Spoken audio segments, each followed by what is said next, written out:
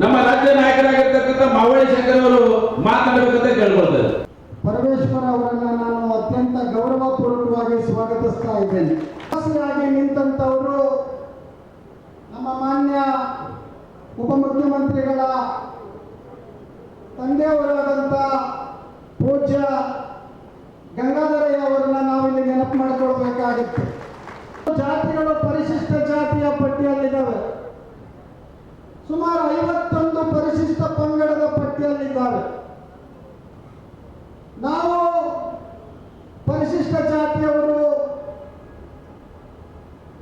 1,30,00,000 ಹತ್ರ ನಮ್ಮ ಜನಸಂಖ್ಯೆ ಇದೆ.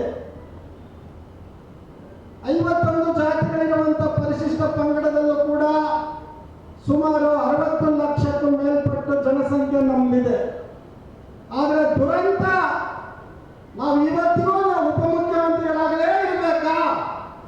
ಯಾಕೆ ಮುಖ್ಯಮಂತ್ರಿಗಳಾಗಿ ಯೋಗ್ಯತೆ ಈ ಸಮಾಜಕ್ಕೆ ಇಲ್ಲ ಅನ್ನುವಂಥದ್ದನ್ನ ನಾವು ಇವತ್ತು ಕೇಳಬೇಕಾಗಿದೆ. ಕಾಂಗ್ರೆಸ್ ಪಕ್ಷದ ಅದರ ಅಡಿಪಾಯ, ಅದರ ಬುನಾದಿನೇ ದಲಿತರು, ಅಲ್ಪಸಂಖ್ಯಾತರು ಮತ್ತು ಹಿಂದುಳಿದ ವರ್ಗಗಳು ಅನ್ನೋದನ್ನ ಕಾಂಗ್ರೆಸ್ ಪಕ್ಷ ಪರಿಗಣಿಸಬೇಕಾಗಿತ್ತು. ಆದರೆ ಯಾಕೆ ಆಗ್ತಾ ಇಲ್ಲ? ನಾವು ಕೇವಲ ವೋಟ್ ಬ್ಯಾಂಕ್ಗಳಾಗಿ ವೋಟ್ ಹಾಕದೆ ನಮ್ಮ ಕೆಷ್ಟನ? ಈ ಪ್ರಶ್ನೆ ನಮ್ಮ ಮುಂದೆ ಇದೆ. ಈ ರಾಜ್ಯದಲ್ಲಿ ಲಿಂಗಾಯತ ಸಮುದಾಯ, ಒಕ್ಕಲಿಗ ಸಮುದಾಯ, ಬ್ರಾಹ್ಮಣ ಸಮುದಾಯ ಮತ್ತು ಹಿಂದುಳಿದ ಸಮುದಾಯಗಳು ಈ ರಾಜ್ಯದ ಮುಖ್ಯಮಂತ್ರಿಗಳಾಗಿದ್ದಾರೆ.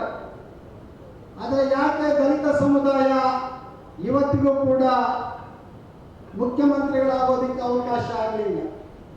ದಲಿತ ರಾಜಕಾರಣ ಯಾಕೆ ಅದನ್ನ ಆ ಬಗ್ಗೆ ಗಂಭೀರವಾಗಿ ಚಿಂತನೆ ಮಾಡ್ತಾ ಇಲ್ಲ? ಇದರ ಬಗ್ಗೆ ನಾವು ಯೋಚನೆ ಮಾಡಬೇಕಾಗುತ್ತೆ.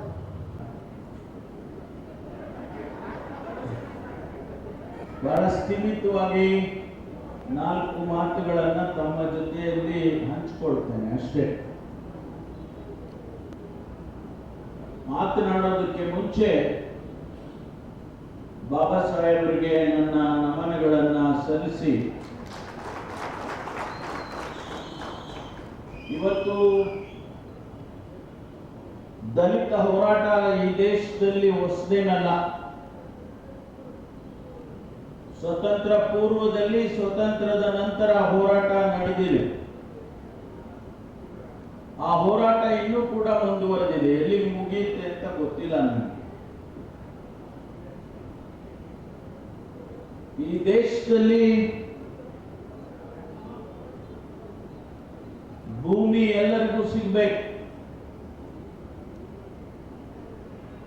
ಭೂಮಿ ಇದ್ರೆ ಅವನು ಭೂಮಿಯ ಒಡೆಯ ಅಂತ ಅನ್ನಿಸ್ಕೊಳ್ತಾನೆ. ಆದ್ರೆ ಅನೇಕ ಕಾರಣಗಳಿಂದ ಆ ಒಡೆತನ ನಮಗೆ ಸಿಕ್ಕಿಲ್ಲ ಅನ್ನೋದು ಇವತ್ತು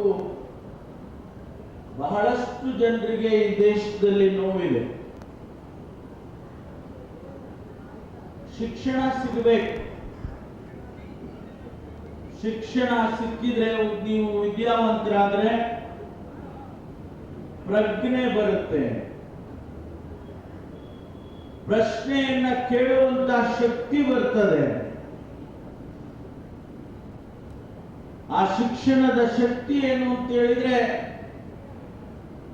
ವ್ಯಕ್ತಿಯನ್ನ ಬದಲಾಯಿಸುವಂತ ಶಕ್ತಿ ಆ ಶಿಕ್ಷಣಕ್ಕಿದೆ. ಅದು ಸಿಗಬೇಕು. ಮನೆ ಕೃಷ್ಣಪ್ಪನವರು 4 ಬೇಡಿಕೆಗಳನ್ನ, 4 ವಿಷಯಗಳನ್ನ ಇಟ್ಟಿದ್ದಾರೆ ಅಂತೇಳಿ ಸಹೋದರಿ ಇಂದ್ರಮ್ಮ ಹೇಳಿದರು. ಸೂರು ಸಿಗಬೇಕು, ಶಿಕ್ಷಣ ಸಿಗಬೇಕು, ಭೂಮಿ ಸಿಗಬೇಕು, ವಸತಿ ಸಿಗಬೇಕು. ಇದಕ್ಕಾಗಿ ನೀವೆಲ್ಲರೂ ಕೂಡ ಇವತ್ತು ಹೋರಾಟಗಳನ್ನ ಮಾಡಿಕೊಂಡೇ ಬಂದಿದ್ದೀರಿ.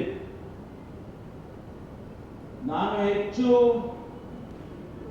ಈ ಕಡೆ ವಾಲದಿಲ್ಲ ಈಗ, ಯಾಕೆಂದ್ರೆ ನನ್ನ ಮಾತೇ ಬೇರೆ ಆಗ್ಬಿಡುತ್ತೆ ನಾನು ಈ ಕಡೆ ವಾಲಿದ್ರೆ. ಆದ್ರಿಂದ ಬಹಳ ಸೂಕ್ಷ್ಮತೆಯನ್ನು ಅರ್ಥ ಮಾಡಿಕೊಂಡು ನಾನು ತಮಗೆ ಒಂದು ಭರವಸೆಯ ಮಾತನ್ನ ಹೇಳೋದಕ್ಕೆ ಬಂದಿದೆ. ಆ ಭರವಸೆ ಏನು ಅಂತ ಹೇಳಿದ್ರೆ, ಸಹೋದರ ಶಂಕರ್ ಅವರು ಹೇಳಿದಾಗೆ ಕಾಂಗ್ರೆಸ್ ಪಕ್ಷಕ್ಕೆ ದಲಿತರೇ ಶಕ್ತಿ. ದಲಿತರು, ಹಿಂದುಳಿದವರು, ಅಲ್ಪಸಂಖ್ಯಾತರೇ ಶಕ್ತಿ ಅನ್ನೋದನ್ನ ಕಾಂಗ್ರೆಸ್ ಪಕ್ಷ ಅರ್ಥ ಮಾಡಿಕೊಂಡಿದೆ. ಆದ್ರೆ ಆ ಸಮುದಾಯಗಳಿಗೆ ಸಮಸ್ಯೆಗಳನ್ನ ಬಗೆಹರಿಸತಕ್ಕಂತ ಜವಾಬ್ದಾರಿ ಕೂಡ ನಮಗಿದೆ ಅಂತೇಳಿ ನಾವು ಅರ್ಥ ಮಾಡ್ಕೊಂಡಿದ್ದೇವೆ.